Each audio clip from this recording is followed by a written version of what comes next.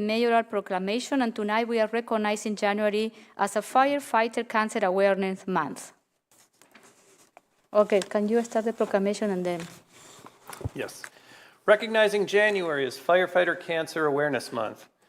Whereas Fitchburg firefighters serve our community by putting our safety above their own, and whereas firefighters often work in a toxic environment of smoke, soot, and other carcinogens, and whereas according to research, firefighters have a 9% greater chance of being diagnosed with cancer and a 14% greater chance of dying from cancer than the general population, and whereas firefighter occupational cancer is the leading cause of line of duty deaths in professional firefighters and has reached epidemic levels, and whereas studies have found a direct correlation between the chemical exposures firefighters experience on the job and their increased risk for cancer, and whereas 50 states, 10 provinces, and 1 territory recognize cancer as a presumptive workers' compensation claim for firefighters, and whereas early detection of cancer through routine screening leads to earlier treatment and better disease outcomes, including improved survival and reduced morbidity, and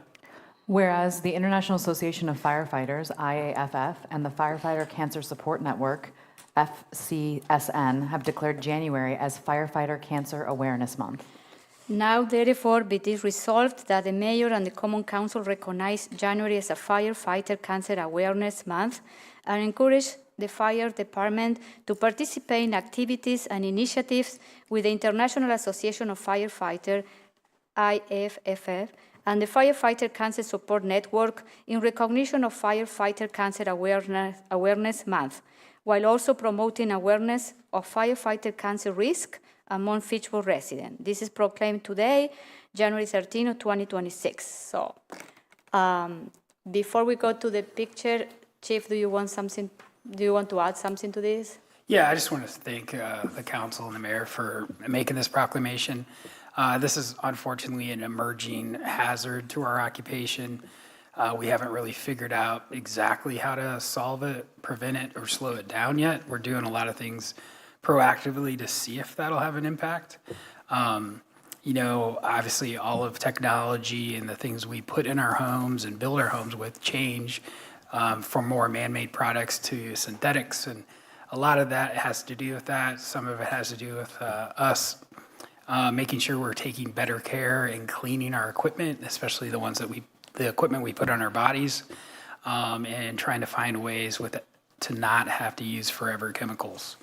Those chemicals for a long time and still, unfortunately, are in our protective gear that we wear into fires. So we're working on it. The fire service in this world is working on it. Hopefully we can make some progress, and we appreciate the country's support in dedicating money to do research into this area and hopefully take it off the #1 spot of line of duty deaths. So Okay, thank you again. Okay, thank you. Let's have a picture.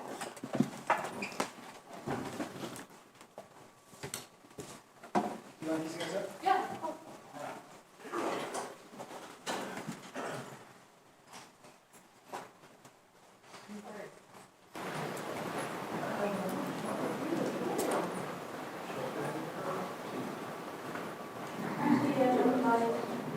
Everybody like each other. Let's go. Maybe we need some firefighter. Yeah.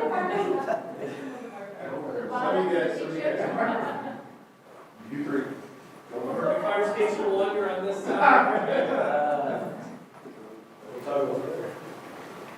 All right. How far back can I go? Tell you what. You need 2 rows here. This is where's our city attorney? Is this workers' compensation? Yes, sir. Okay. Everybody ready? 1, 2, 3. Okay, thank you. Thank you. Thanks, everybody. Thank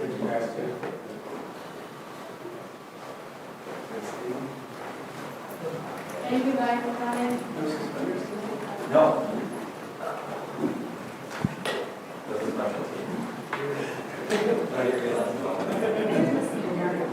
It's good to see you anymore. Thanks, everybody. Oh, thank you. Thank you. Okay, so next we move to the mayoral appointments, and we have 3 tonight.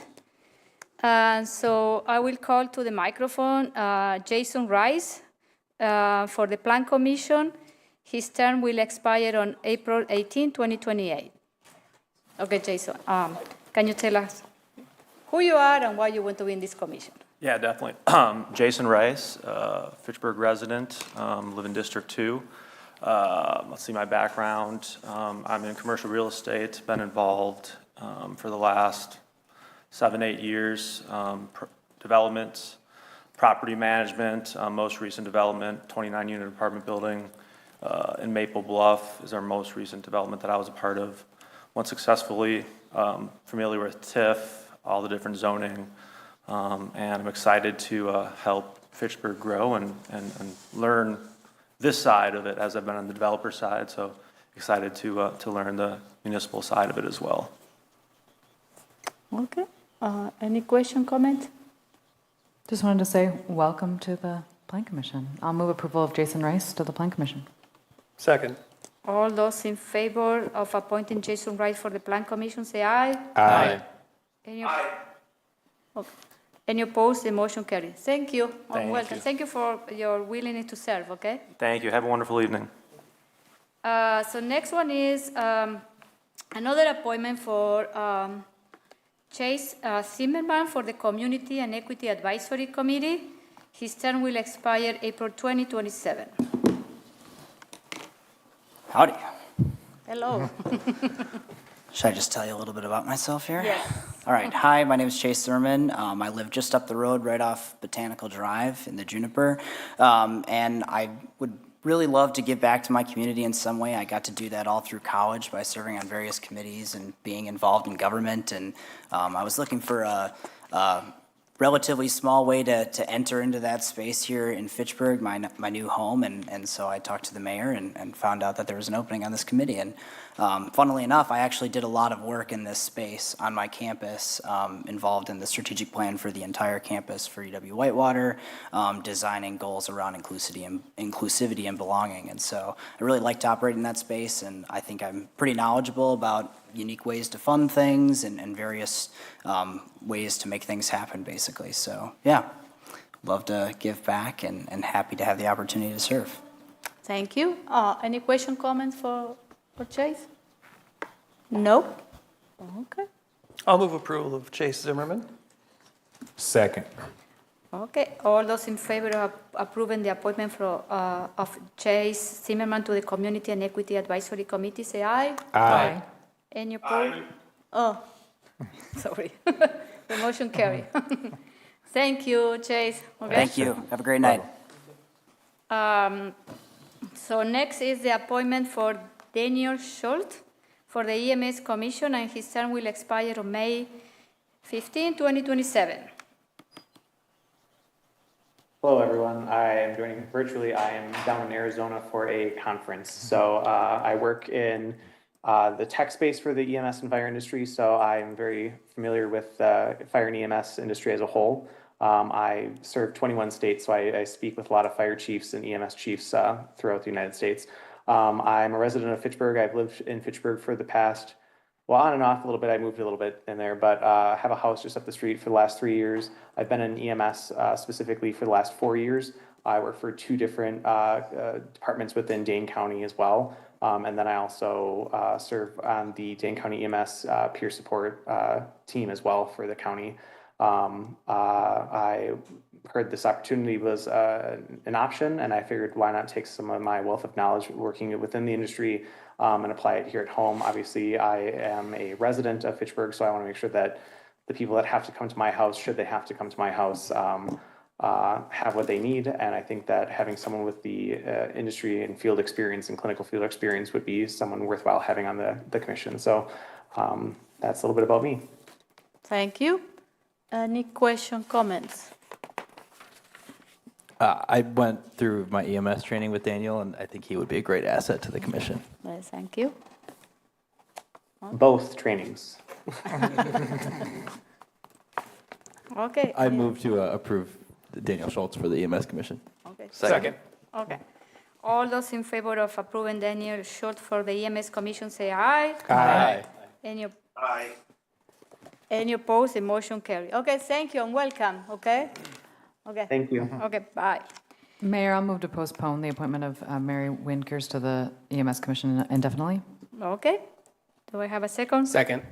All those in favor of, what do you say? Postpone indefinitely. Postpone indefinitely, say aye. Aye. Any opposed? The motion carries. Okay. So next, I need someone to move the consent agenda. So moved. Second. Any question, comments about the consent agenda?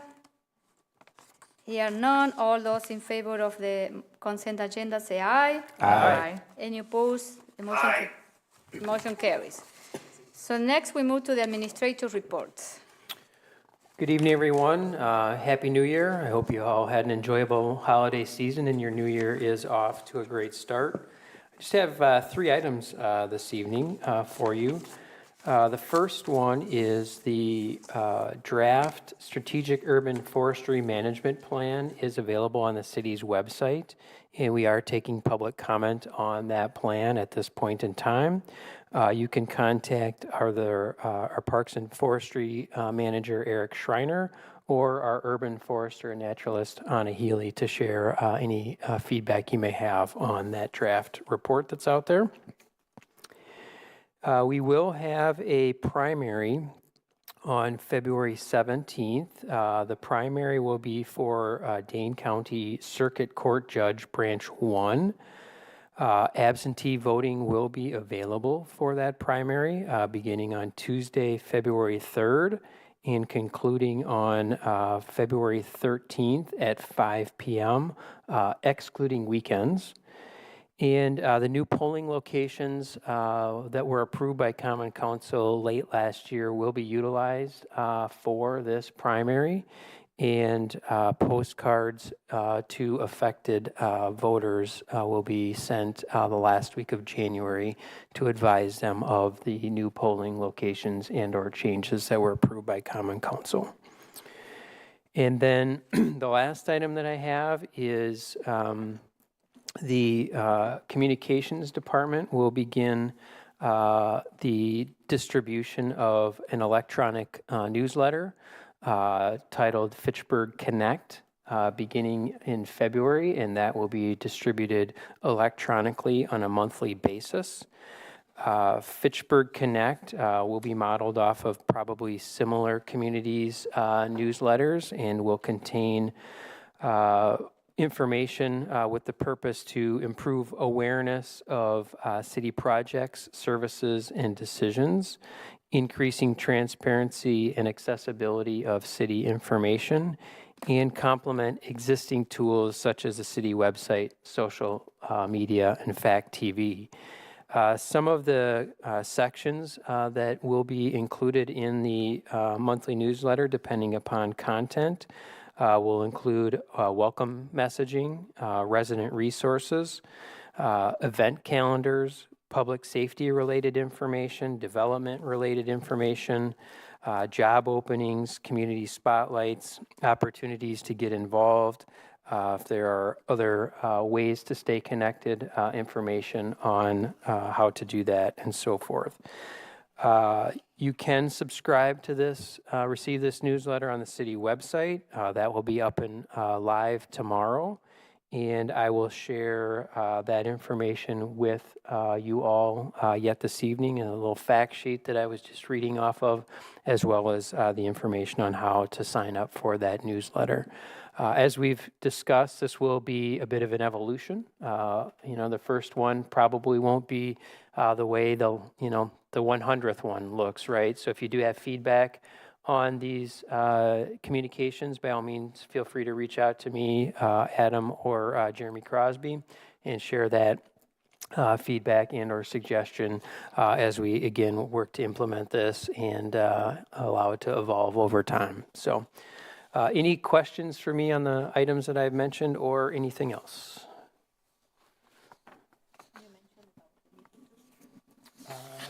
The fire EMS? Yeah, I can do that. Yeah, thank you.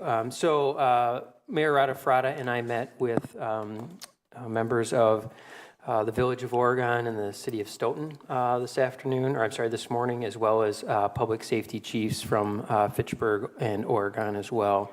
This is continuing the initial conversations related to the exploration of a joint fire and EMS district.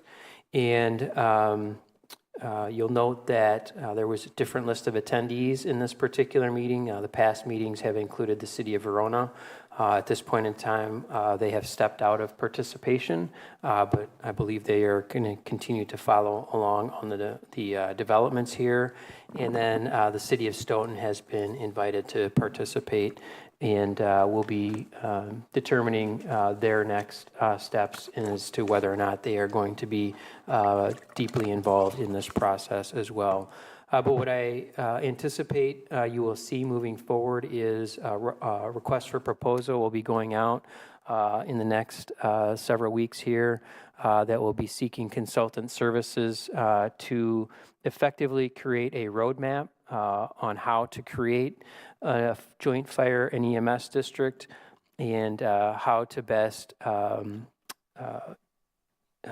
incorporate or integrate the operational functions of multiple departments serving different communities at this point in time into one unified district. It is our hope that if things stay on the timeline, that you'll be getting a resolution in March requesting authorization to go ahead and proceed with a selected consultant, and then we'll look as part of that contract to identify the timelines associated with creating the necessary information that the RFP is requesting, as well as presentation of information to the Common Council. Anything you want to add at all, Mayor? Fine. Yeah. Okay. Any question, comments? Any question for Chad? No? Okay. So thank you, Chad. And next we're moving to the mayor's report, and I have a couple of things to share with you. First, I want to mention that last year, as you know, the city held our first Mission, Vision, and Values Award ceremony. So this is the second year that the city is celebrating that. It's an employee recognition ceremony. So the following employee will be celebrated at the ceremony that is going to be held on Thursday, January 29th, 2026 at 6 p.m. in this chamber. So Mark Hodel from the Street Supervisor for Service, Tracy Force, Assistant Public Work Director from Teamwork, Mandy Miller, Volunteer Coordinator and Nutrition Site Manager for Innovation, and Kerry Miller, Accounting Manager for Accountability. So I want to say thank you to all of these staff for the recognition, and I hope you can join us for that ceremony on January 29. I already forwarded you the email, okay? So then something that happened last week is on January 9 is recognized as a National Law Enforcement Appreciation Day in the United States. So this is an informal observance, not a federal holiday, but many communities used to thank our law enforcement. So I want to say thank you to our Fitchburg law enforcement for this appreciation day and for everything that they do for our community. So while I was in Argentina, I had the opportunity to meet with the vice governor of my province, that is the second largest province in Argentina. And I have a meeting, we exchanged some ideas on networking, and she presented with me with this, kind of gift. And this is the color of this is the flag from my city. My city was founded in the 1500s, so it's almost 600 years old. And then she was a mayor for many years. And she is the second female vice governor in the history of so that one was kind of like. Nice, so, congratulations. Yeah, so I think it was great to go back and, so I want to share that with you. The other thing I want to share with you some what are going to be my priority for 2026, and then I hope that they are your priority as a council. One of the things that we know that we need to work on planning for a smart growth. So as you know, you forgot to mention about the RFP for the plan, for the comp plan and the zoning code is going to be out at the end of January. End of this week? Oh, this week, yeah, sweet, okay. So, so we are looking at, what I have in mind is planning for a smart growth. And what does it mean, a smart growth? It's like we need to look at development with the infill mind, like grow where the infrastructure is already there, look for the right size land use, allowing the missing middle housing, supporting mixed use development, plan for people, not just cars, ensure our streets are safe for walking, biking, and transit, and provide better access. And also be fiscally responsible. Don't approve projects that cost more than to serve the money that they're going to generate. So this is what I always look at this, when I look at neighborhood, I look at like a profit and loss to determine, is with the revenue that we are collecting from those neighborhoods is enough to cover all the expenses. Also, a smart growth means to protect what makes the city livable, our parks, natural resources, in this case also supporting the H&I. The other goal that I have in mind is planning for economic growth. It means creating the condition for businesses and jobs to start, stay, and expand. So supporting our existing business, grow the tax base responsible, and connect housing to employment. My third goal is improving city hall efficiency. So how we can streamline processes, use more AI technology to speed up processes and free up staff capacity. Now that, because as you know, we are understaffed in some of the departments, how we can use technology to create that capacity. My next goal is continue to invest in infrastructure to support future growth. As you know, we are growing, and with the growth, it means that we need to invest in our infrastructure. So upgrade infrastructure, so growth work with residents, not against them. Some of the projects underway are, we are building the water tower, the Ficherona Road is a big project this year, the police facility, the city hall renovation, parks, and all of that. And then housing initiative. We need to continue implementing our initiative, especially the down payment assistance and emergency fund for seniors, and continue working on the government project. And finally, as Chad just mentioned, is continue to explore the option of shared services and EMS fire consolidation and partner with other municipalities. So, so continue with that. So that's it. This is what I have in mind for 2026. So any question, comments? The other thing that I want to share with you is you see the December police department report. I don't know, you have received it yet? No? Okay, I'm going to send it to you. You will see that, you look at when we compare 24 and 25, I don't know, you look at that, columns, you will see that we have a lot of green. It means that a lot of, incidents are decreasing, okay? So this is a great thing for the city, so we are a safe city, and I like to see this number, and, and some of the domestic, has a 25 decrease, then we have, aggravated assault, 49% decrease. So this is a good number to see. Okay, so I want you to, I want to forward that report to you if you haven't received it. Any question, comment for me? No? Okay. Well, yeah. I just want to say I'm in agreement with all of your priorities. Okay. These are like my wish list. Okay, thank you. Thank you. Ditto.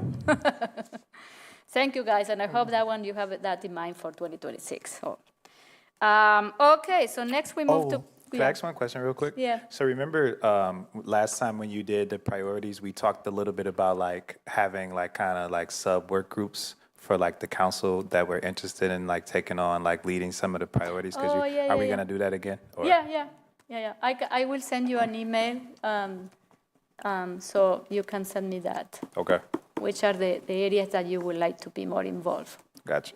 Because the other thing is I want to tell is this year what I want to do is if I don't have to participate in some event of, networking, I want you to step up, on my behalf, so, yeah. Okay, any other question, comments? Here none, so we move to the commission and committees report, and we will start with Plan Commission. Thank you, Mayor. I will start with the resolutions. Just let me pull it up one moment.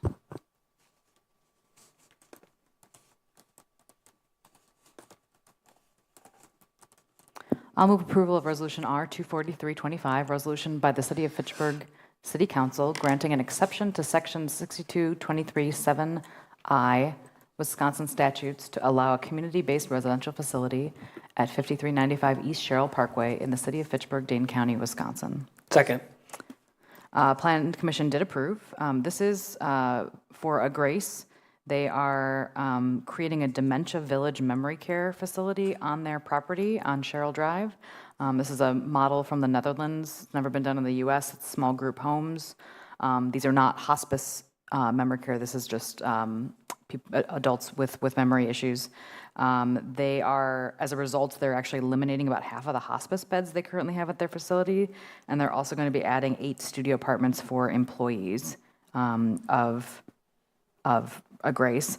This is the first part of the process. It's needed because there's some ordinances on the books that basically don't allow residential facilities close to each other that are similar in nature, and then also it has something to do with the percentage of these types of I think it's like the percentage of seniors in the area. Kind of unusual things that we're not concerned about, so we're granting an exception, and we will see more of this. There was a lot in the referrals today in the consent agenda. We have done this in the past, so, okay. Any question, comment, is Anna here? Okay, yeah. No question? Yeah, yes, go ahead. What was the goal of those limits when they were first put in place? So that's actually a state statute. Okay. It's not a municipal ordinance.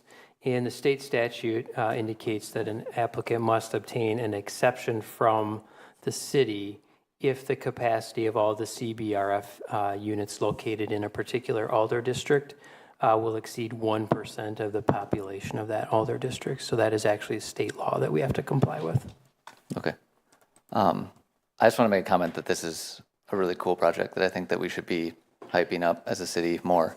I think nationwide we should be trying to work towards less medicalization of dementia care, and the fact that we can do that here is really cool, and I'm excited about it. Yeah. Any other question, comments? Here none. All those in favor of resolution R-243-25, say aye. Aye. Any opposed? The motion carries. I'll move approval of Resolution R-1026, approving a certified survey map request by Michelle Burse, agent for No Oaks Ranch LLC, to approve a certified survey map for part of Outlot 2, CSM number 15163. Second. Plan Commission did approve. This is, basically, we recently approved the preliminary plat. It's in the Nine Springs area. As you might remember, this is going to be many, many buildings.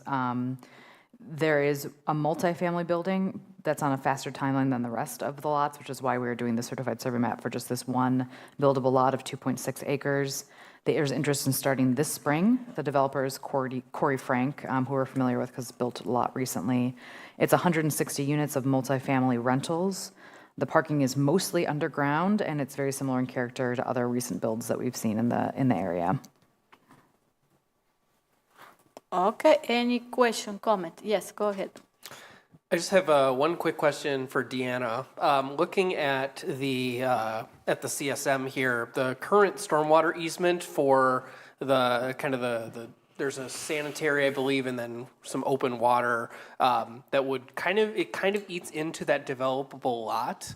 So I'm just curious if the easement will be continued in that same form if we approve this here tonight.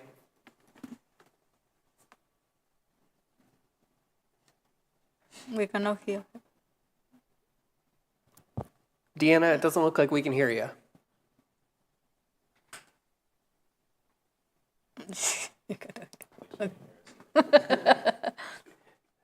Deanna, it looks like you're unmuted, but we can't hear you.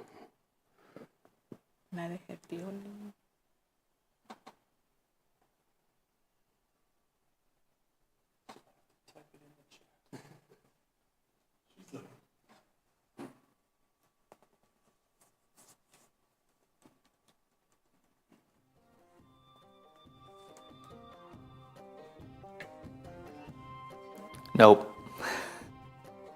On page 333, it looks like there's an outlot within Lot 1 that maybe takes care of, includes that easement. Oh, Tim is also there. I don't know if Tim knows about this.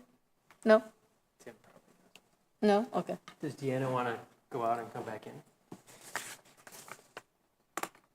And yeah, And I apologize. Don't leave. We can hear you. Oh, can you hear me now? Yes. Loud and clear. Oh, you can. Okay. So the easement is going to remain exactly as it's shown. And the site plan that you see in this packet is just kind of a preliminary. It's not a final site plan. Staff hasn't had a whole review on this site plan. The site plan is going to need to change to accommodate the easement. Thank you. Any other? Yeah, Bill, go ahead. Yeah, what is the overall end vision going to be for this area? I mean, this is T5, right? Which, you know, according to the definition, should be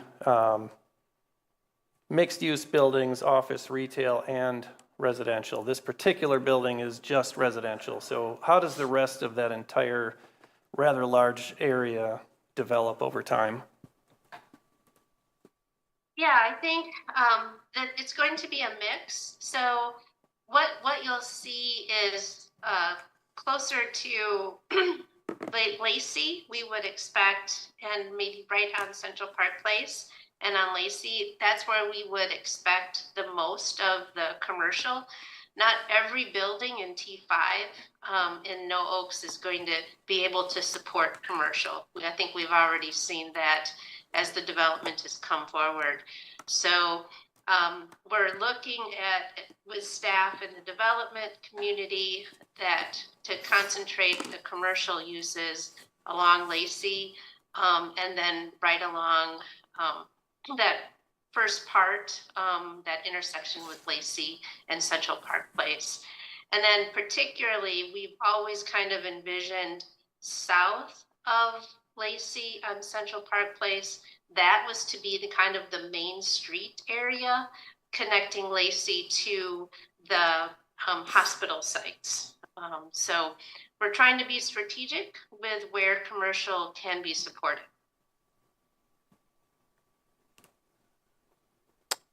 Any other question? Comments? No? Okay, all those in favor of resolution R-10-26 say aye. Aye. Aye. Any opposed? Oh, I'm sorry, I always forgot about the other two. The motion carries. I'll move approval of Resolution R-09-26, approving certified survey map request by Danny Affable, agent for JT Klein, to approve a certified survey map to create 2 lots out of 1 existing lot on property associated with Orchard Point Lot 11. Second. Plan Commission did approve this. This is a project we've seen multiple times before. This is the rezone, I'm sorry, this is the certified survey map. The next step will be the rezone. Just to give a general overview of the project, it's 80 units of senior affordable housing and 100 units of market rate housing, any age, no age limit. Both 4 stories, between studios and 3-bedroom apartments. There are outdoor amenities. The traffic impact study was done and it looks good. About 40% of the area is open space. There is less parking for the senior units because that's what's anticipated is needed. And the fire department's working with them. They don't have 2 access points, so the multi-use path is going to have access for the fire department, but they are working on that. There is solar on the senior building, I believe, to meet WIDA requirements or to get points for the WIDA application. And there are going to be EV charges underground. Okay, this one, number 3 and 4 are together, like they're related. So, Yes. So. Any question, comment about this? Diana, do you want to add anything else? This project is essentially the same that has come before council with the Plan Development District. GIP, the General Implementation Plan, no significant changes, just a bit more further refinement. Okay, thank you. And what's a rough timeline for construction? We can ask, the developers are here. Danny, can you come to the microphone?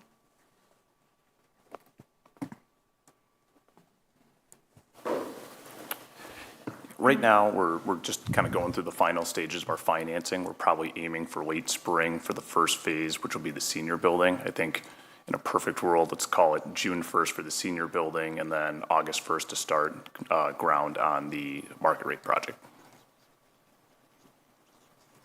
Any other question? Yeah, yes, go. Would that then be like 18-month construction before occupancy? We're probably aiming for 14 months, 13 if we're really, the weather cooperates, but you know, it's Wisconsin, so 14 is probably a little bit more conservative. If we're able to move it up a little bit, that's always the goal, so we can lease during the summer. Any other question, comments? No? Joe and Dave, do you have any question? No. Okay, thank you. Okay, all those in favor of resolution R-09-26, say aye. Aye. Aye. Any opposed? The motion carries. Next one.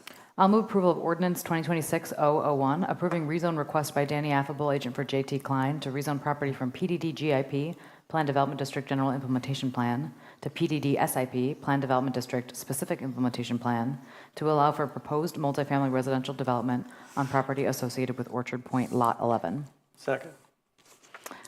This is the rezone to bring us to the final zoning so that construction can begin. Okay. Same project as before. Any question, comment? Do you want to add anything? No. No? Okay. Everything that she said. Okay. Okay, all those in favor of ordinance 2026-0-01, say aye. Aye. Aye. Aye. Any opposed? The ordinance carries. It's okay.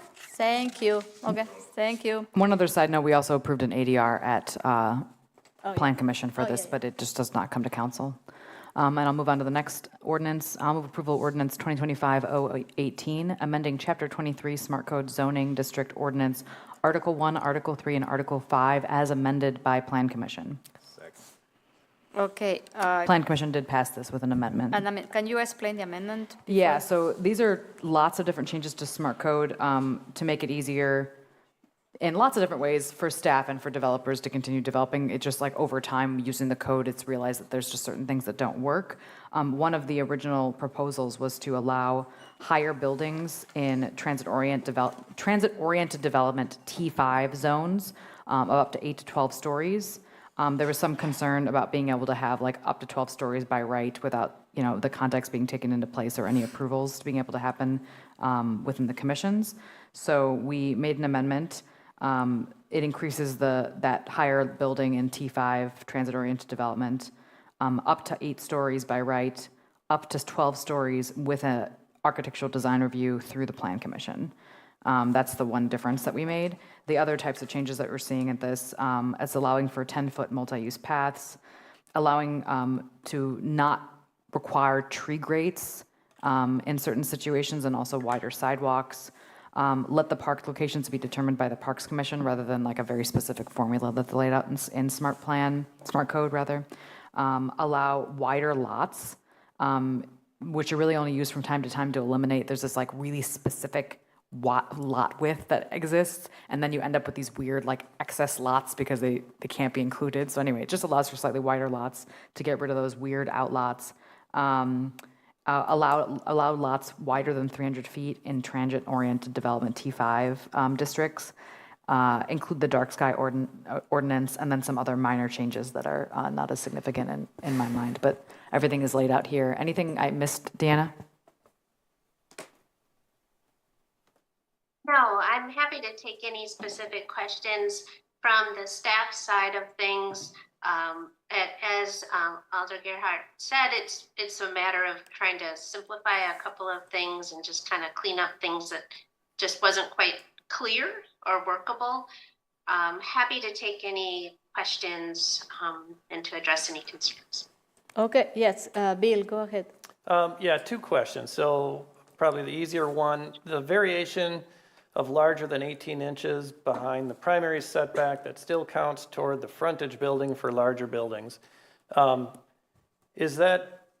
Do we foresee any problems if we have more than 18 inches sticking out on the ground floor? Is that ever going to infringe on, walkways or anything? That is a very good question. So this is a very specific Smart Code requirement.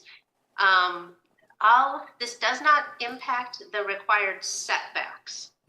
What this is referring to in Smart Code, each building has to, depending on the particular zone, has to maintain frontage or actually building across a certain portion of the lot.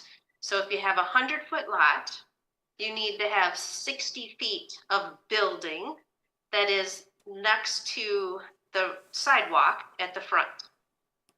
However, our code, the current code, what it does is it allows a variation of 18 inches.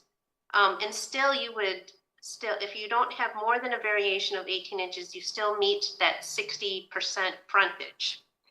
What this means with bigger buildings is that 18 inches on a big building is just not very much visually. It doesn't break up the massing very much. So all this is saying is you can still count for your frontage, but have a little bit more variation. It really has nothing to do with the setbacks here. Okay, so this isn't like the main face of the building is complying with the setback, but then you could have like a little deck or a porch, whatever, for each unit that sticks out further than 18 inches. And I was just wondering if it sticks out too far, if there's going to be a conflict with sidewalks. The or stick anything. out cannot be far. It cannot. This has nothing to do. They still have to. That stick out still has to meet the setback requirements. Oh, okay. It does not have anything to do with the setback requirements. This has to do with what can count towards your 60% of frontage. Okay. So the other question I had was with the curb radii going from, prescribed number of feet to prescribed number of feet or as required by city engineer. I guess I'll just point out that larger radii encourage faster vehicle turns, which are dangerous to pedestrians, and I'm wondering what the intent of this is and what do we think its actual use, in practice is going to be? Yes. So under Smart Code, as you saw, we have very specific street layouts. And what has been happening that is a challenge for our public works staff is these particular street layouts don't necessarily match our on-the-ground situations. So depending on if this is an intersection with East Sherrill or this is an intersection with a side street, these different kinds of streets really require different kinds of curb radii. And Smart Code doesn't have that flexibility to make sure that things are fitting. And so our public works staff are great. They're very aware of walkability, safety for bikers and walkers, but they also need to address emergency vehicles, and also they need to address the garbage pickup and those kinds of things. And so it's always a balance based on that particular intersection traffic loads, based on where and the types of traffic. So all this is giving is a little bit more flexibility to our professional engineers to make that call. Would using mountable curbs be a possible solution to that as well? Like keeping a tighter radius, but mountable so large trucks can just drag a wheel over it? I don't want to get, I don't have I'm not an engineer, so I don't want to get too far into all of that. I mean, I think seems like it might be a reasonable request, but I don't feel like I have the background to make that distinction. Okay, we have another question. Go ahead. Not a question, just two quick comments. One of them, kind of following up on Alder Jetzer's point. One area where I think it could be helpful to have that additional flexibility is also with Metro Transit. As a regular Route 65 bus rider, and any of my fellow Route 65 bus riders can attest to this, there's a very tight radius on the corner from one of the streets turning back onto Lacey, and the number of times the bus has to stop and back up to clear the intersection is it's not infrequent. So that could be another opportunity, or another opportunity for some flexibility that I think would make a difference. And I just wanted to really quickly share for folks who may not have had a chance to read it, and also for the benefit of the viewing public, just kind of a little bit of a why of why some of these changes are so important. I got an email from a constituent from late last night talking about how that frontage requirement, because their lot was on a corner, it was kind of a very rare situation in Terra Vesa, but they got a call 30 minutes before they were supposed to close, and it's from their builder, and their builder said, hey, we can't build on this because of this weird quirk of smart code. Fortunately, our staff here at City Hall were able to resolve it very quickly, and there was no major delays to getting that house constructed. But just kind of putting a face to the situation and explaining some of the direct constituent impacts that this has. This is something that certainly could have delayed these folks moving into our city from another community. And anything we can do to get rid of some of these weird quirks and those weird 6-foot slivers of lots that are, for all intents and practical purposes, being maintained by the person who lives on that corner, but technically different lot because of a maximum lot width. I think this is a great change that will have a very good impact for a very small number of people, but a worthwhile effort nonetheless. Okay, thank you. Micah. I have two questions. Is the Parks Commission currently determining the location of parks in any situation? Well, I can talk a little bit about our process. So Smart Code has come to us with very specific requirements of a playground within 1,000 feet of every residential home, which is very great. We want lots of parks, but what that means is the developers are kind of having to shoehorn different things in a park space where it might not really work, and it might not be the best thing for Fitchburg long term. So what all we're saying here is that we're going to give the power back to the Parks Commission to determine where parks should be long term. So as we go into a preliminary plat, and that's where we work through land dedications for parkland, staff works closely with our parks team, our park staff, Eric now, to work through where that parkland dedication should go. And then, of course, all preliminary plats, even before that dedication happens, that goes to Parks Commission before it comes to council too. Okay, that makes sense. And then secondly, so the one line here about increasing the street tree spacing from 30 feet to 40 feet. I know we struggle to get trees in some of these neighborhoods just because they're so dense. Is there any discussion or concern about making this more difficult to meet tree canopy goals by increasing that? This is a request that does come from our city forester, and this really brings the requirements of Smart Code in line with the requirements for outside of Smart Code, which is also a 40-foot spacing. And what we have found in terms of trees, canopy and tree spacing along the streets in Smart Code, it's particularly challenging. We're not actually meeting the 40, the 40-foot spacing. And part of that reason has to do with in smart code, the block sizes are generally quite a bit smaller.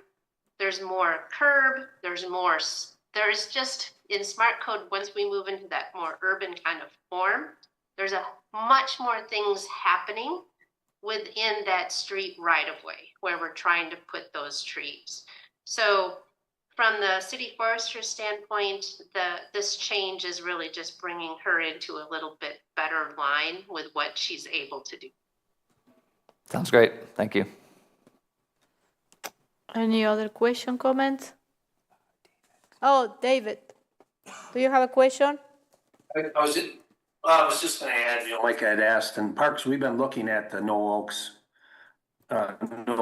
development already, and kind of preliminary Nature Oak, Savannah, park areas, we've been discussing that already. I think we talked about it at last council also.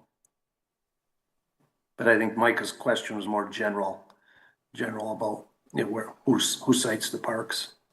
Yeah, I was just kind of making sure like that we had how you guys kind of fit into the process. So yeah, I appreciate that. Thanks, Dave. Any other question, comments? Okay, all those in favor of ordinance 2025-0-18 as presented by the Plan Commission, say aye. Aye. Any opposed? The motion carries. Okay, thank you. And I've got a couple more things, Mayor. Okay. We had a pre-application for a development called Syncopation. This is off of County Highway MM and US 14. It's 34 acres at 2991 County Highway MM near Terravesa. It's a mixed housing development plan. The entire 34 acres would be developed. The plan is for there's a Trilogy Healthcare Senior Living Facility that's interested in siting there, which would be 119 units of independent assisted skilled and memory care units. There are 30 to 35 single-family homes, and then a two-phase mixed-use development with about 300 apartments, and also townhouses with walk-up units. There was a tree survey completed, identified only 2 desirable trees, but they're going to try to keep as many trees as possible if they're in good shape. They do have a TIF request in the works for the Trilogy facility. They do want some of it to be workforce housing and interested in potentially doing affordable housing in market rate apartment buildings, similar to what we did with the Lido apartments, if feasible. In terms of the phasing of the project, the Trilogy healthcare facility would start first, and then the rest of the plan would come later. A sanitary sewer extension is needed first before things can start. They redesigned the plan. I think this has come up multiple times, but they're trying to minimize the amount of infrastructure to save costs, but still have kind of a diverse site housing and other facilities. The site prep and the grading is going to be a challenge. They are, in an ideal world, I guess they're planning to start building in June of 2026, but this is a pre-application, so nothing was approved yet. There's more to come. And happy to answer questions on that, but I have one other thing as well. Dave. I just want to add, earlier, this site, due to, it was a dump site at one time, they can't put large blocks of large buildings there. It's just, we're going to have some in the front, but it's just not in there's smaller buildings or there's single homes in the back. So it's a function of what's underneath the ground there.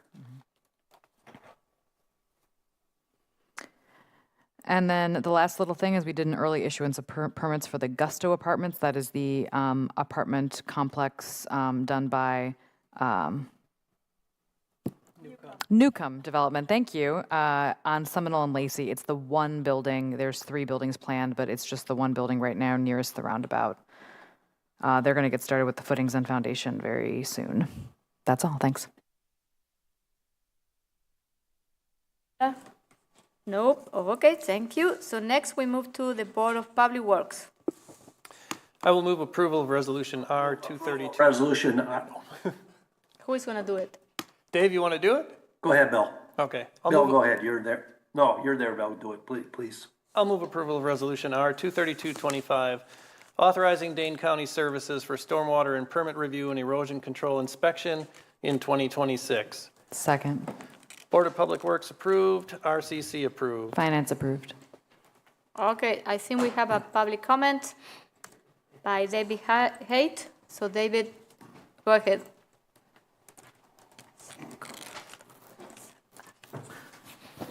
So this is an egregious failure of the city and the Board of Public Works.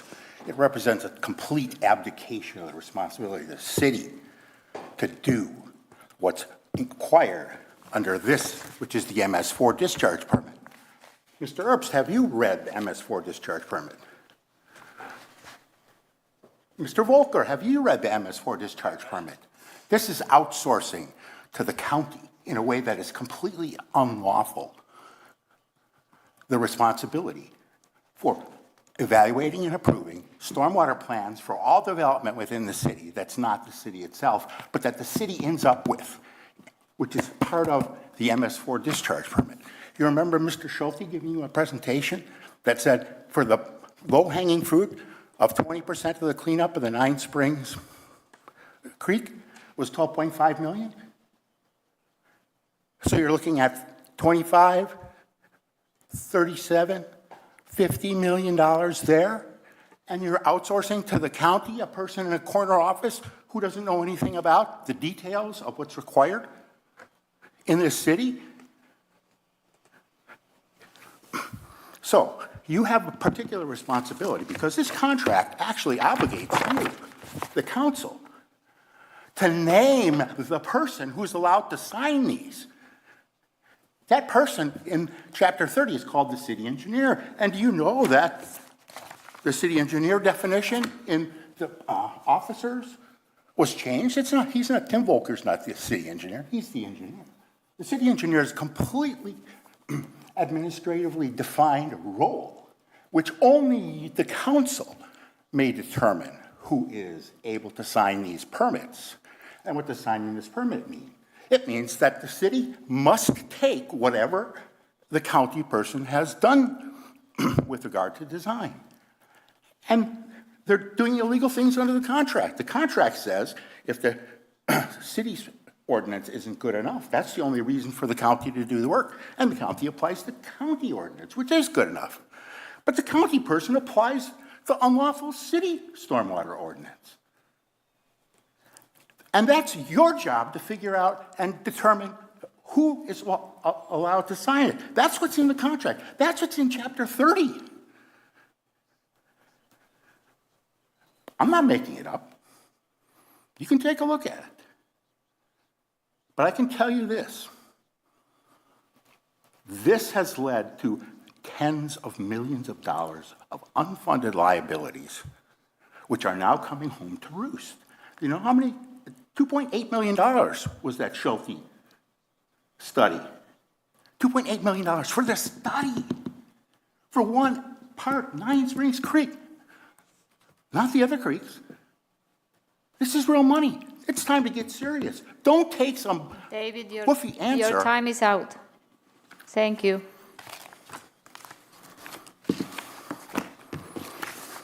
Any question, comment? Tim, do you want to add any comments? Yeah, well, this is something that we've done for several years now. The county comes in and does inspections of development sites and lets us know if anybody is outside of compliance. Tim, can you speak more toward the stormwater and permit review role that the county plays? Yeah, so the city, Ben, is the one reviewing it.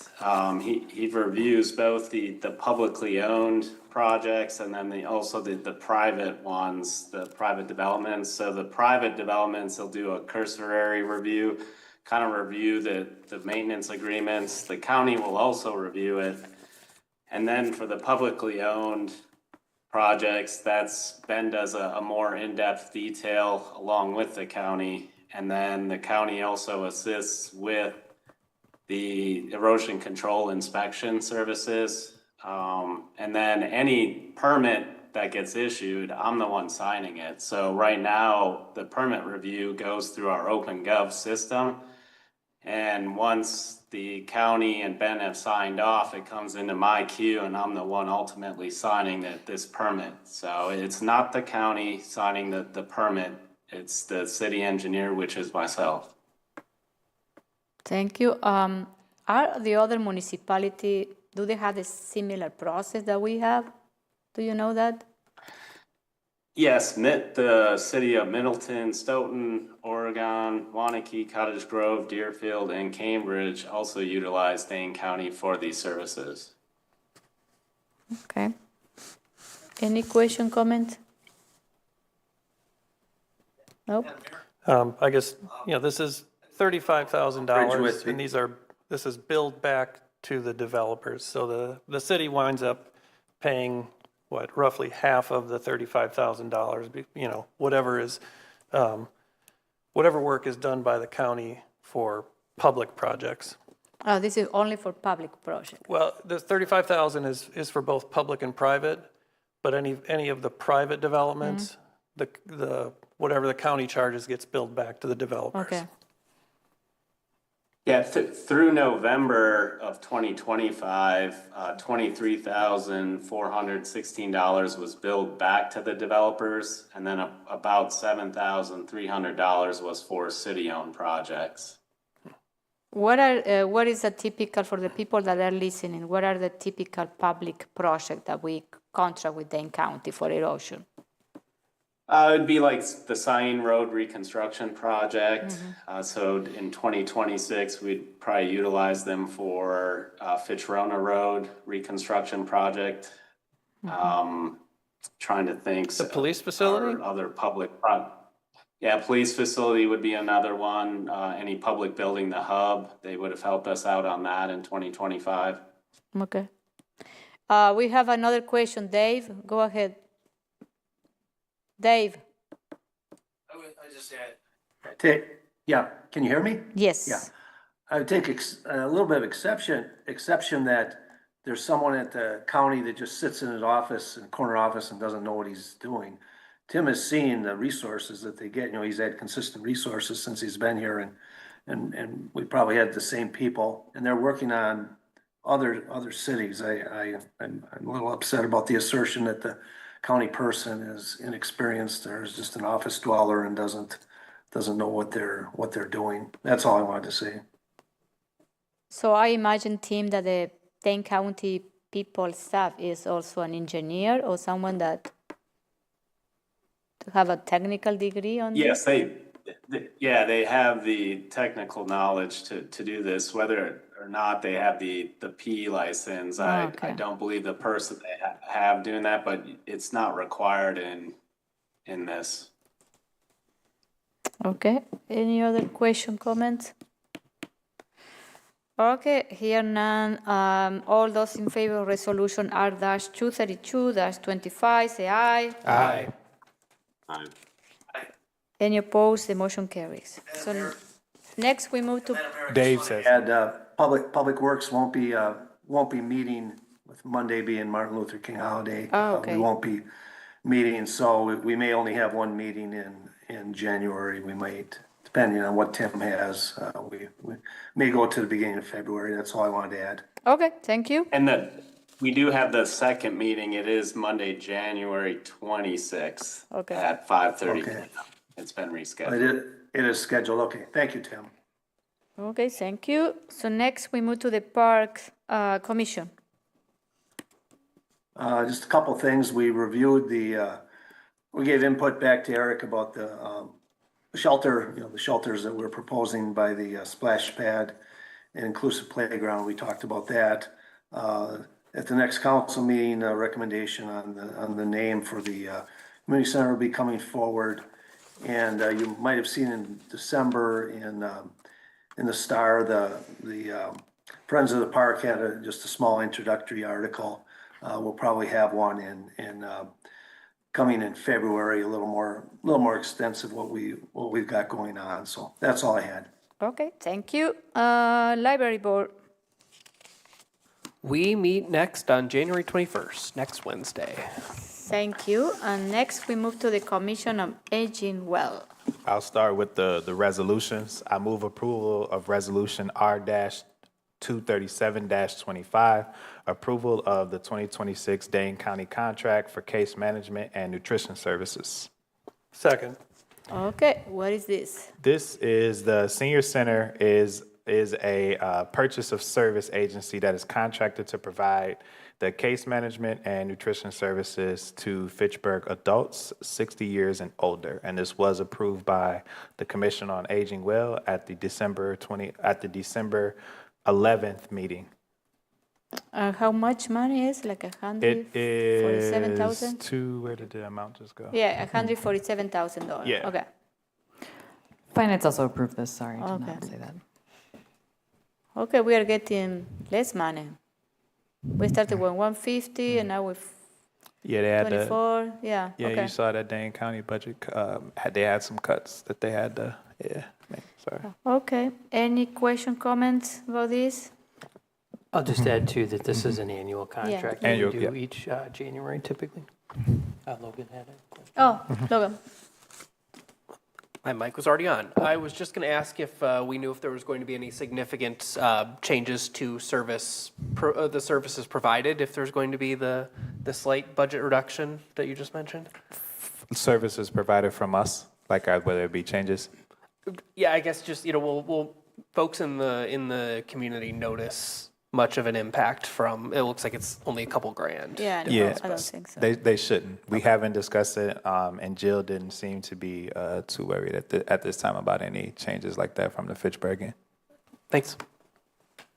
Any other question, comment? Okay, all those in favor of resolution R-237-25, say aye. Aye. Any opposed? The motion carries. Next one. I move approval of Resolution R-244-25, amending the 2026 General Fund and Donation Fund budgets, Senior Center LTE Nutrition Site Assistant. Second. Okay, what is this? And This- Finance Committee approved. Oh, sorry. Yeah, Oh, okay. sorry. Yeah. This is a resolution amending the 2026 budget. Basically, it's according to section 10-47C, a 2/3 vote of the entire Common Council is required when an amendment alters the total revenue and expenditures. In any particular fund, the budget amendment also requires the publication. So basically just changing the overall budget for the Senior Center LTE, the Site Nutrition Assistant. I can add a little bit more to Yeah, that so if you'd can you like. explain? Oh, Yeah. So the last several years, the Senior Center has requested an LTE employee for nutrition site assistance. The City Council has not been able to allocate the funding for that particular request. And the Senior Center has worked with the Senior Center Friends Group in order to fund a part-time position of approximately on average 20 hours per week. For 2026, the Senior Center Friends has made a commitment to fund about $15,000 for this position, and a private donation has also offered to support the remaining $6,000. So this will fully be funded by donations for the year 2026. So as Alder Dantzler mentioned, this would be a budget amendment that would allow this revenue to come into the city and be allocated to this LTE position. So also as Alder Dantzler mentioned, it would require a 2/3 vote. Okay, so this is something that we need to look for future budget, that how we can make this position, to be part of our levy, because, we are lucky that we have donation, but who knows for how long. Right. So it's something that we need to look at the 2027 budget. Okay, so we need 2/3 of the vote, so we are going to do roll call, please. Thank you, Mayor. Alder Dancer Jr., Aye. Alder Gerhart, Aye. Alder Herbst, Aye. Alder Jutser, Aye. Alder Latase, Aye. Alder Lepper, Aye. Alder Maldonado, Aye. Alder Ragsted? Aye. Motion carried. Thank you. Okay, so Oh, real quick, I just had. anything else? Yeah. Yeah, I just had a few more comments. So the new social worker, Sarah, started part-time at the senior center on January 5th.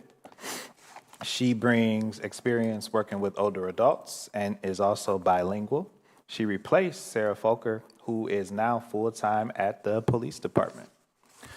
Jill has been meeting with the recreation department and H&I staff and setting initiatives for the newly created Recreation and Community Services Department. So we look forward to the combination of those departments and Jill's great work that she'll be bringing forward through those initiatives and the combination of those departments under her direction moving forward.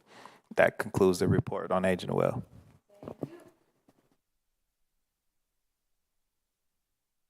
Conservation Commission. Yes, we met last night and had a very interesting presentation from a member of the USGS talking about our Swan Creek monitoring station. And how we've got every time there's a runoff event, some samples are taken, stored in a refrigeration unit in the monitoring station. Somebody comes by, picks them up. Over the course of the year, we send 80 to 100 test tubes of water to the Wisconsin State Lab of Hygiene, where they run tests for phosphorus and total suspended solids and nitrates and chloride, et cetera. And I just forwarded the presentation, so it should be in your inbox, but there's information in there showing, Swan Creek in comparison with other creeks in the area. And I guess the big takeaway is that the major contributor to pollutants in the streams is the number of inundations we get. So large precipitation events that where, a lot of the surface runoff heads to the stream all at once. So in a given year, if you have X inches of rain and it all comes down in 5 events rather than 50 events, you're going to have a much worse year for water quality. We also had... I have a question about that. Sure. Is that we are still doing the monitoring? Because my understanding is we are not doing anymore. He did say there were funding issues, but we're still doing it, and we might have to cut back on the number of samples that we process, because every sample that is pulled out of there goes to the state lab, and there's probably 4 or 5 tests that are done, and each of those tests costs like $35. Plus there's, the employee time to run around to the monitoring stations and pick up those samples periodically, and then all of the data analysis. And Todd, what was his name? His last name is difficult to pronounce. But he talked about, potentially taking fewer samples, maybe cutting the number in half, and then applying some more statistical analysis to the smaller number of samples. And what that would do is just, lengthen the amount of time that it takes to determine any sort of a trend that we see in the water quality over time. I think we need to double check if we continue doing that. And also, yeah? Okay. And the other thing is we need to think about if we are developing more land there. You know what I mean? We need to have more monitoring, the runoff. Yes. But we need to, Okay. Dave had a question as well. I was just going to add on, what Bill was saying about those events, with the deluge event. They did a study, this was probably 10 years ago or more, on the north end of Lake Mendota, the streams that fed in along there, that fed into the Ohio River, and they found the same thing, a large volume, there'd be increased velocity of the water in the streams, and it would it would churn up the sediment that was in the bottom, and then it would end up in the lakes. And that's, you're seeing the same, I believe we're seeing the same results here. Okay, thank you. Anything else? We also had a presentation on the urban forestry management plan. We discussed the resolution that from Public Works that we just approved earlier. Finalized our 2025 annual report, and then also talked about our next Green Thursdays event at the library that'll be coming up here January 22nd, 6 o'clock to 7:30 p.m. We'll be screening the film Feeding Tomorrow. It's a 2024 documentary about food production in the world and how to keep everybody fed while in a sustainable manner, so we can continue to keep But everybody it's a fed. 2024 Yes, document. it's a more modern film than the previous event at the library. At the library. Okay, anything else, Bill? No? Nope. Okay, thank you. Where we are? TTC. All right, so we met last on January 8th, and for those who would like to go back and watch another interesting presentation, we had a really, I guess I'll just call it a really eye-opening experience shared with us by a member of the community about some of the barriers that exist in trying to become a transit rider in the city of Fitchburg. There was a group of seniors that wanted to take the bus to go to the Chazen Museum in Madison, and the number of hurdles that it took that stood in their way was it took a lot of persistence to continue on with their trip. In addition to the fact that the weather was not cooperative, if you want to get a fast fare card, you used to have to go to the Metro headquarters on East Washington Avenue in Madison, which would require multiple different buses to get to from Fitchburg. Because of this advocacy from this community group, we now have those fast fare cards at the Fitchburg Public Library available to folks. So you don't have to drive all the way down to the east side of Madison to get a card to ride the bus, if you would like to do that. I will not summarize the entire thing, but if you're interested in that, definitely worth a few minutes of your time to go back and watch that presentation. Always appreciate hearing directly from transit users about the ways that we can do better from our standpoint at the City of Fitchburg and with our partners at Metro Transit. Speaking of transit, we also discussed an idea to close a bus stop on Fish Hatchery Road at Greenway Cross. Now, this stop is technically in the city of Madison, so it would have been we suggest to Metro and to the city of Madison that they close this stop. If you're heading north on Fish Hatchery, it is just past Greenway Cross, right where folks are starting to get into the mindset that they're getting onto the Beltline, onto the ramp. So there was an idea about perhaps moving or closing that stop because there are two others that serve the two routes. I want to say it was the B and the H in that area. Ross sent us some additional data, I believe today, from the police department that says that there have not been any significant number of bus-related crashes in that area. I think there was only one off the top of my head here. So that was something else we talked about, and I don't know if we will be taking any action on that in the short term.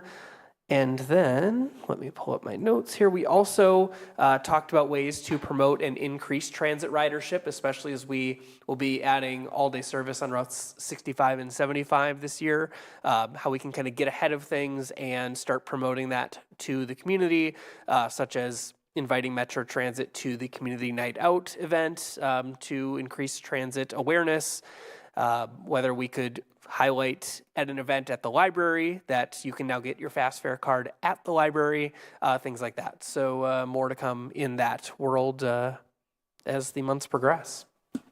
I have a question. I thought that you can pay the fare with your, with your iPhone, with your credit card.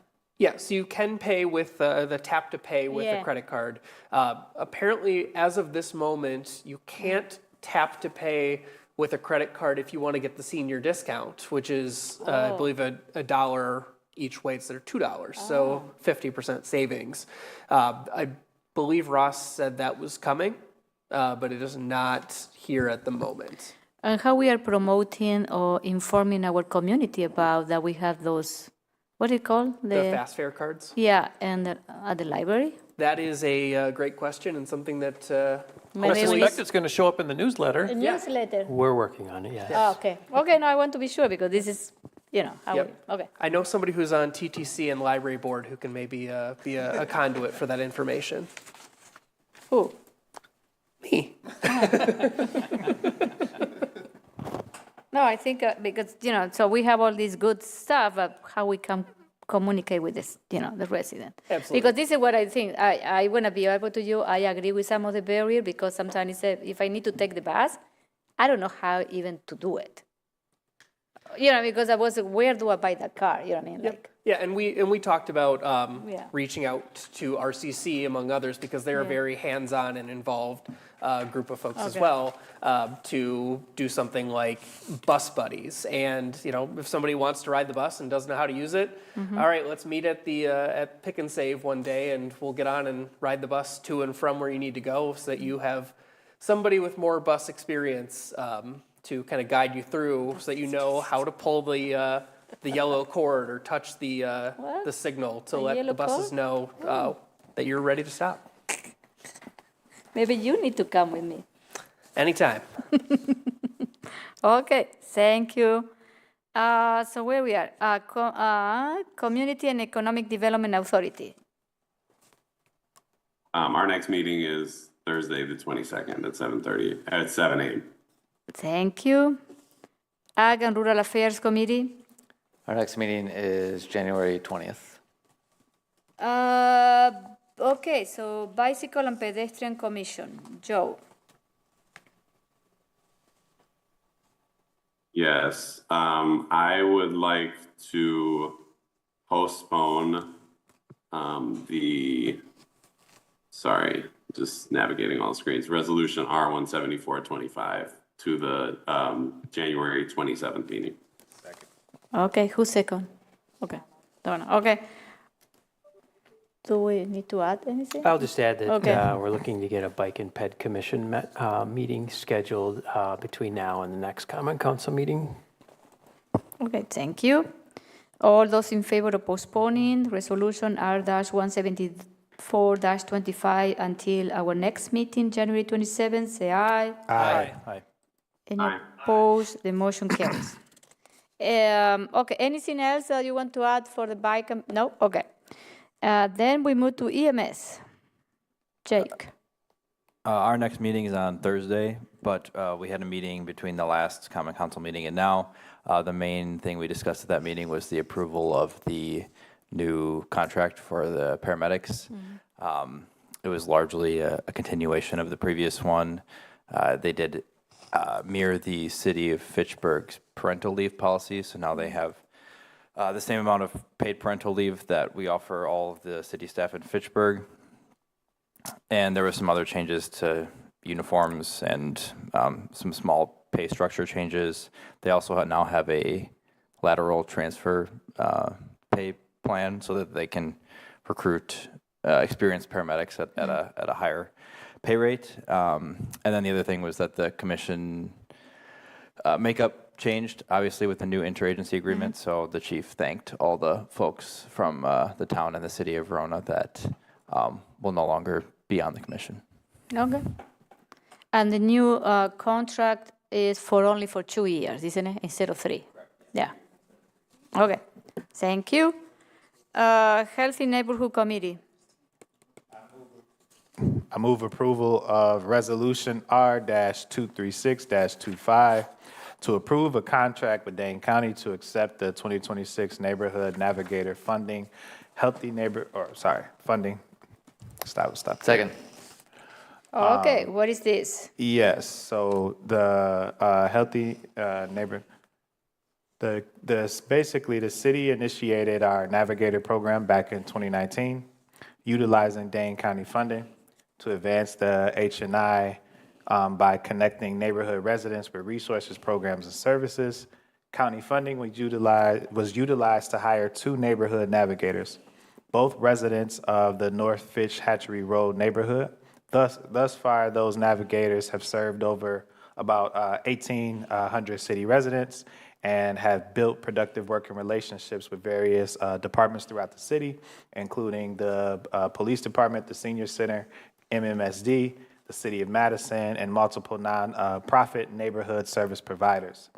This resolution that we are discussing in front of us today approves a contract to accept the Dane County funding in the amount of $24,845 in 2026 to continue to implement the Neighborhood Navigator Program, and the city attorney has reviewed the contract. Okay, any question? I want to ask you a question. Oh, these neighborhood navigators are only for the entire city, or is this going to be only for North Fish Hatchery? So they're for the entire city, but the individuals who serve as the navigators reside in that part of the city. Okay, it's going to be, okay. Yeah, it is all throughout the city. I know that it was pointed out in the Finance Committee meeting that the contract isn't quite as clear on that. But originally, when the contract was initiated, and this program was initiated with Dane County, the services provided were limited to the Leopold School area. Okay. But within the last year, if not 2 years, the county has lessened those restrictions and allows the navigators to go throughout the entire community.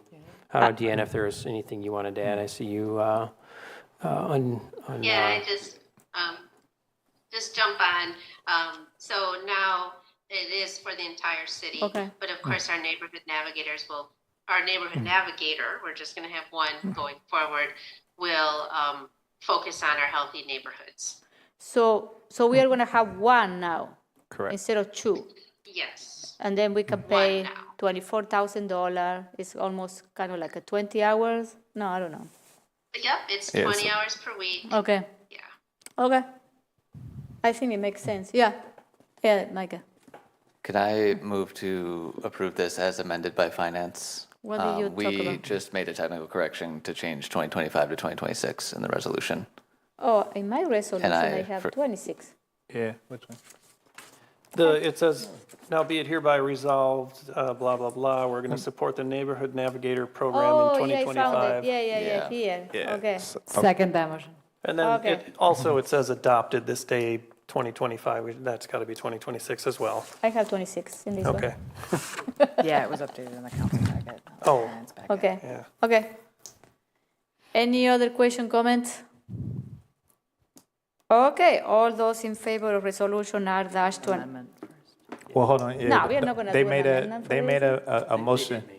Oh, my Lord. But we can say that we are going to approve it as amended by finance?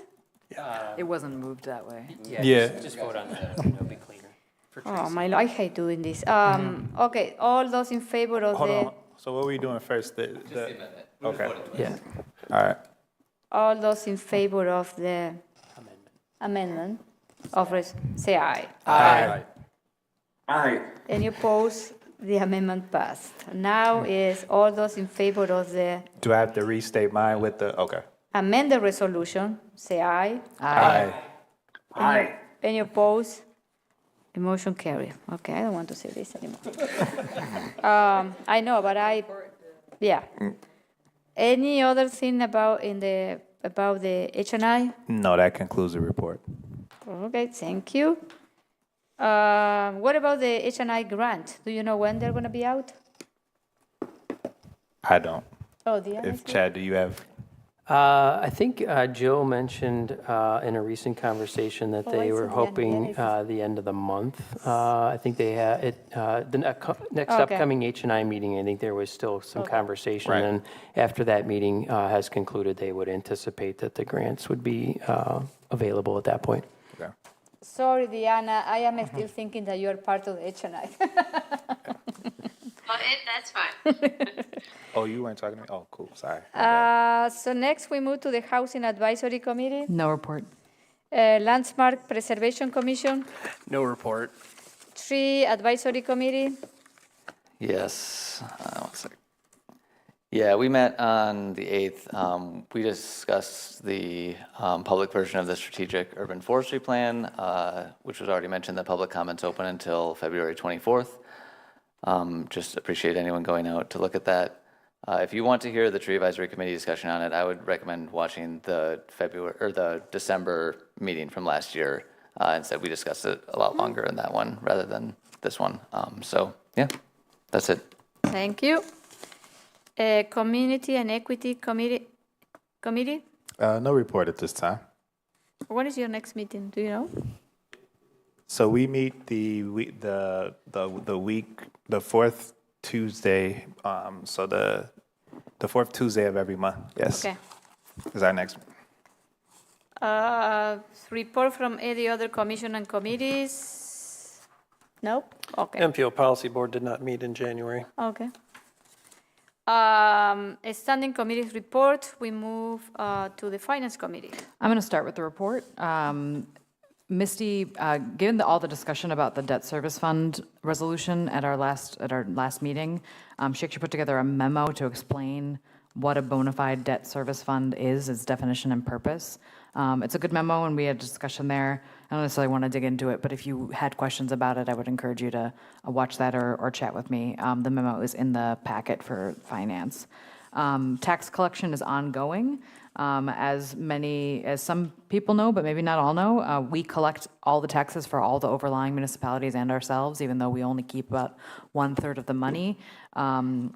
In 11 working days at the end of the year, our city staff collected $39.7 million of taxes. To date, we've collected about $53.1 million. And all told, we expect the total tax roll for all the municipalities is $126 million. So that'll go through July, I believe. We do this, I mean, it's kind of a service to our residents, right? So they have a more convenient place to pay. But one benefit of it is that we do get to keep any interest revenue from the funds we retain before we pass it on to the other municipalities. I like that. It's not a ton of money, but it is in the tens of thousands of dollars range. So that's the little bonus we get for doing that. And once again, It's overhead cost. yeah. Once again, it's not only about 1/3 of that is Fitchburg. Yeah, remember, 1/3. 1/3. And then they are working on closing out 2025, so the finance department is quite busy. They already hired that part-time position that we authorized last time with those staff savings that's the savings that we found in the budget. And they are currently hiring for the finance specialist, procurement, and budget. That will mostly serve the Public Works Department. So if anyone out there is interested in a finance position with our wonderful city of Fitchburg, encourage you to apply or share that with others that might be qualified. And then I will move to the resolution. I will move approval of Resolution R-24025, amending the developer deposit required when TIF assistance requested policy. Second. So this, finance did approve. If a developer approaches the city with a tax increment finance request, it obviously costs us money, usually at least with a analysis by Ellers, but sometimes also with legal fees. Back in 2018, we created a policy that requires a deposit in order to make that TIF request. As the requests have become more complex over time and as that legal counsel sometimes is included, we decided that the policy needed to be updated to reflect that more complexity, also increase the cost to $20,000. And then sometimes these requests require an amendment to the actual tax increment district, which is a whole different process that costs money. So we also require a deposit if a TID amendment is required. We refund any amount not used for that and invoice any for any underage if we don't ask for the right amount of a deposit. We are not the only municipality that does this, and the developers obviously do still make TIF requests and do regularly engage with us on this, but we just needed to update this. It's been several years, and it's time. Okay, any question, comment? Yes, go ahead. Do we have just a ballpark idea of right now it looks like we're increasing this from 10,000 to 20,000. Is that pretty close to our actual costs? Are we refunding a lot? Are we undercharging? Just kind of curious how close to the bullseye $20,000 is. Yeah, so what we've been seeing lately is a lot of the requests are trending closer to $15,000. And that is based upon not only increases in the overall cost for LR service, but also now looking to loop in legal at certain times, depending upon the complexity of the agreement. For instance, the workforce within market rate at the Lido development was a situation where we looped in outside legal counsel to provide some additional capacity and expertise. And this simply allows us to update that. We will kind of look at each request to kind of get an idea of the complexity of the request. And what this policy does allow is for a deposit to be requested up to $20,000. So we'll certainly look at that, and minimally we'll be looking for a $15,000 deposit just based on what we're seeing. And in other situations, it may be, a $20,000 upfront, depending again on what we're seeing on the front end. But also, we need to include the staff time on that, because sometimes what I have seen is it takes a lot of time of you and Misty and Valerie and Mike. So this is the indirect overhead, in that. Right, and what we do now is we do have the ability through the tax increment district to fund city employee wages that are spent on items related specifically to the tax increment district. So each of us, as we complete our payroll, we look through our calendars and identify those hours that were spent specifically on TID-related matters, and then those are tracked in the payroll system, and then finance applies those costs to the TID itself. So the tax increment that comes in from those particular, or into those districts, a portion of that is used to pay for the staff time associated with projects in that district. Yeah. How do you call that code in the velocity? I don't remember. But yeah. But they keep track of that. Yeah. Okay. Any other comments? Here none. All those in favor of resolution R-240-25, say aye. Aye. Any opposed? The motion carries. So next we move to personnel committee. Any update? No update from me unless there's something to update related to the arbitration or anything. No, there will be arbitration hearing on February 4th with regards to the contract negotiations for the fire department union. I think that's been communicated in the past, but just thank you for pointing out that the reminder there. And I think the next personnel committee meeting is scheduled. I don't know if it's been scheduled yet, but planned for early February. Yeah, Sarah hasn't reached out and scheduled it yet, but yeah, it'll be coming in February. Okay. What about public safety and human services? No update. We might not have a second meeting this month. There's not a lot on the agenda right now. Okay, thank you. And then we move to item 10, unfinished business. We don't have anything. New business? No. And then we move to the ALDE district reports, and we are going to start with District 4.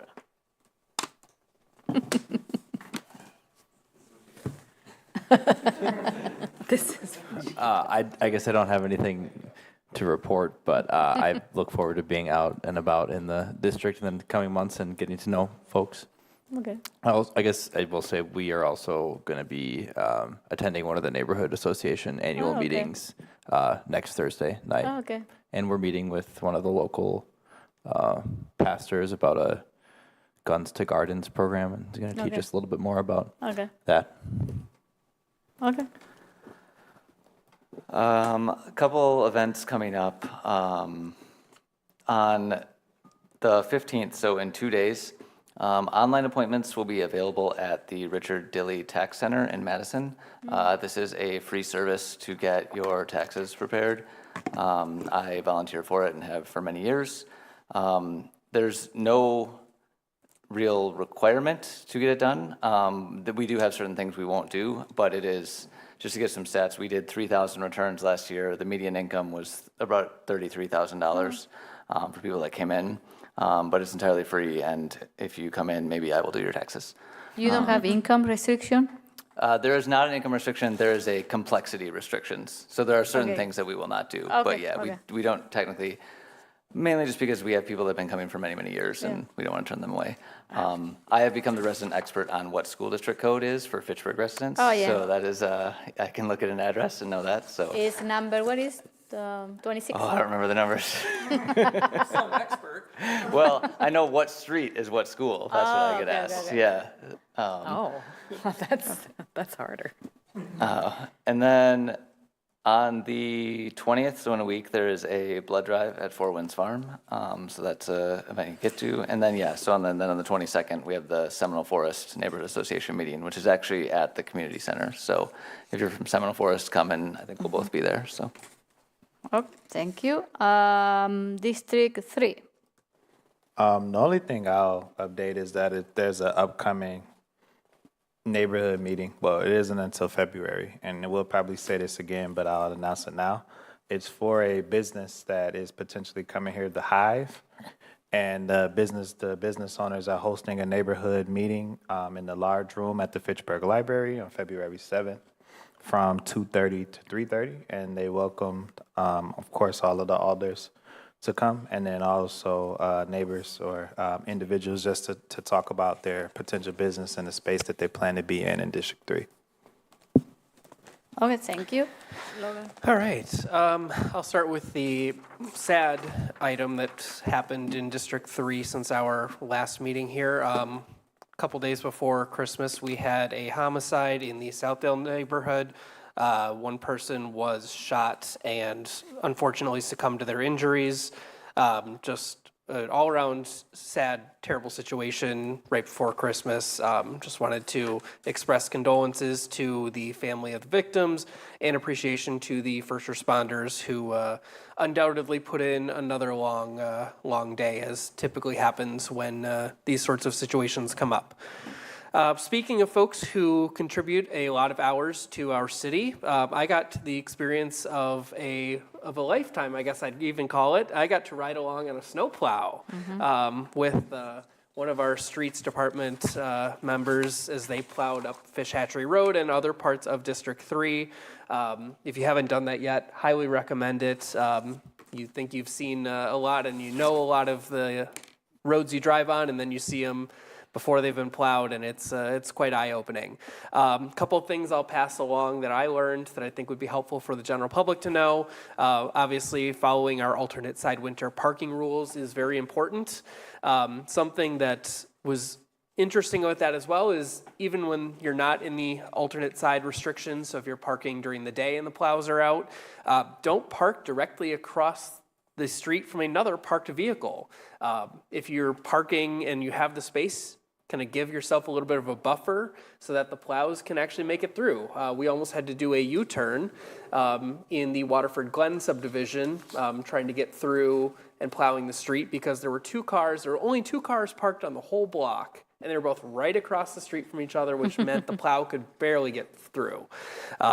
So our plow drivers do a great job of navigating that, but help them out. And then, of course, give them plenty of room. There may be instances where they need to back up to make a turn or make multiple passes through an intersection. So don't be right up on the bumper of the plows because you also don't want all the salt on your hood.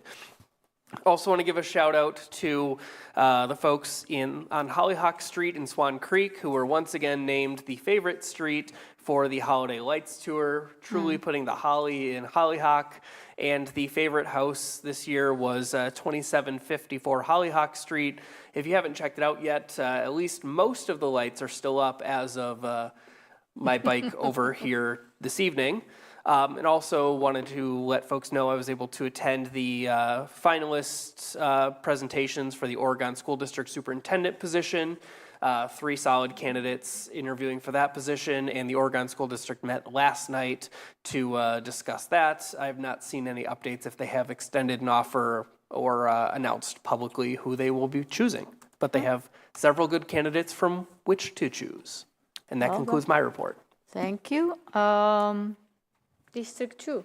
Just a couple of things. I read that the Flying Hound in Fitchburg closed, kind of without really any notice. I think they closed last Sunday, so sad to see that go because it was a really wonderful establishment. So thank you to the owners for having that around for so long. I was able to go to Zafferano over the weekend for the, again, which is that restaurant on the top of the Wyndham Garden off of McKee and Fish Hatchery. It's the Indian Italian fusion restaurant. It's wonderful. They were full on Saturday night, which I was very happy to see. So it's nice to see people supporting our local restaurants. And then also wanted to give out a shout out to Greater Heights Climbing Gym. They hit their 1 year anniversary. They're off of Rimrock Road in Southdale neighborhood. The second climbing gym in the area, and they are doing very well. It is always busy there. I'm there usually a couple times a week, and they're doing a wonderful job. And the east side location of the Boulders, the other climbing gym, actually just closed. So Oh, really? Greater Heights will probably get much busier.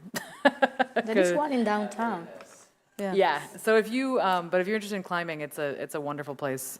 Even just go for a one-day activity, and they do a wonderful job there. I'm really proud of them. So congratulations on 1 year. All right, thank you. Bill? Just a reminder that today would be a bad day to go skating, but the rest of the week, temperatures are going to plummet somewhat, and so the ice rinks should be freezing up again in case you're wishing to get out and do some skating or playing hockey. Another reminder, next Thursday, January 22nd at the library is the Green Thursdays film screening of Feeding Tomorrow. That's an RCC event.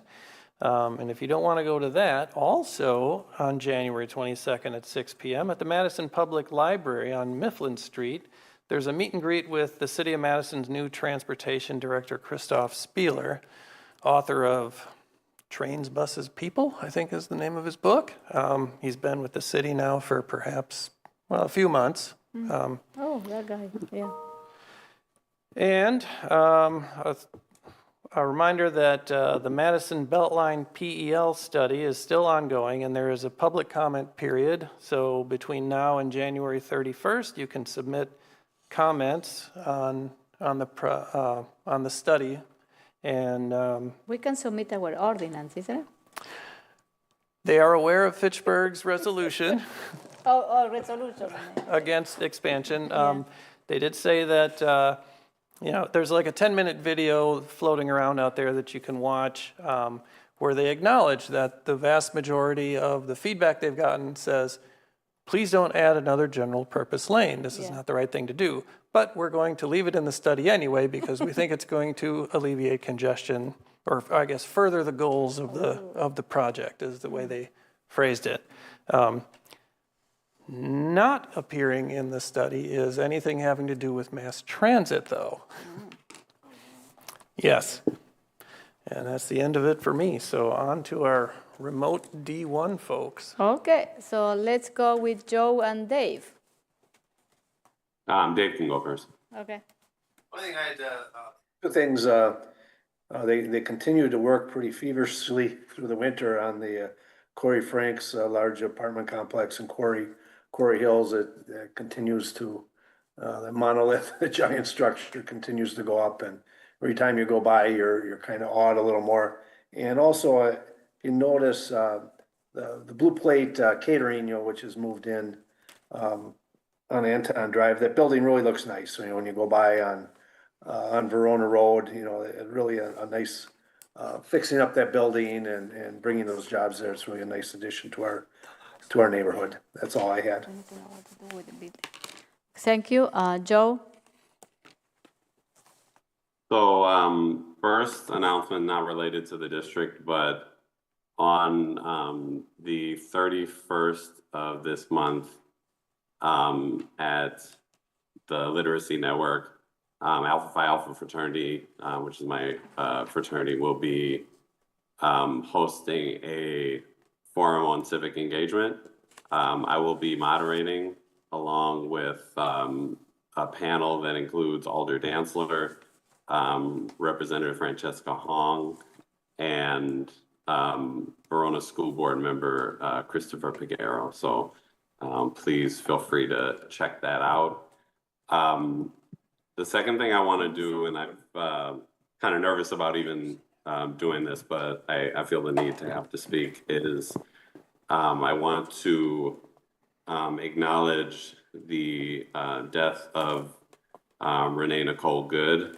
She was killed last week in the middle of daylight in Minneapolis by an officer of the Immigration Customs Enforcement Agency. Last year, 32 people died in custody of ICE. That was the highest number in 2 decades. And this year, we've already had 4 people die in custody, as well as 2 murders of U.S. citizens by ICE agents. This administration, federal administration, has roguely defied law. They've completely and cruelly entered in cities, taken people without due process, and 75% of the 26,000 people that are detained in custody of ICE have no criminal conviction. This is an administration that is incredibly callous, cruel, and hurtful to citizens and non-citizens alike. And I just want to affirm as a local elected official that I am committed to ensuring and working towards public safety. And I couldn't not say anything about the actions that have taken place in Minneapolis, and just know that we're not necessarily immune in our community to these types of actions as well. So I encourage my fellow residents to continue to speak out if you feel safe to do so, to continue to protect our immigrant communities, and continue to speak against injustice and for justice, because this has happened historically. This has happened in other countries, and this has happened in our own country. And I don't have all the proper words to say what needs to be done, but I want to make sure that as a local elected official, I'm bringing attention to this issue. That's all I have. Okay, thank you, Joe. Hey, thanks for saying that, bro. So, so then we move to announcements. So the next Common Council meeting will be January 27, and the next Committee of the Whole meeting, January 28th. What is the topic? Our topic is going to be passive building. It is a type of building that makes the building itself energy efficient by itself. You don't have to add, well, you can add solar panels or geothermal, but you don't have to because the building itself is very energy efficient. And I can't explain it any further than that, but the people that are coming will do a great job explaining passive building to us. Passive building, okay. Thanks to Alder Jetzer for the referral for the conversation. That will be the sole topic unless anything emergency comes up. Also, please keep an eye out for an email from Chad for our February Committee of the Whole meeting. We might be looking at a different time and perhaps a different location. So please look at your email and respond to his inquiry about whether or not that will be possible for you. Also, we need to figure out if it's possible for FACTv. So, anything you want to add to that? That was very receptive. Yeah. That's all. Thank you. Okay, thank you. So I need a motion to adjourn. Second. All those in favor of adjourning say aye. Aye. Aye. The motion carried. Buenas noches a todos. We are adjourning at what time? 8:26. Wow. 8:26. But you will see that the consent agenda for next week is full. And we just bumped to the bike and ped plan. And I was like, oh, I was nervous about that too. So be prepared to leave at 11 or 12. You also know it's not on the consent agenda. What? Hub name. That's next. Wait, what? Hub name. Oh. Oh God. So enjoy tonight.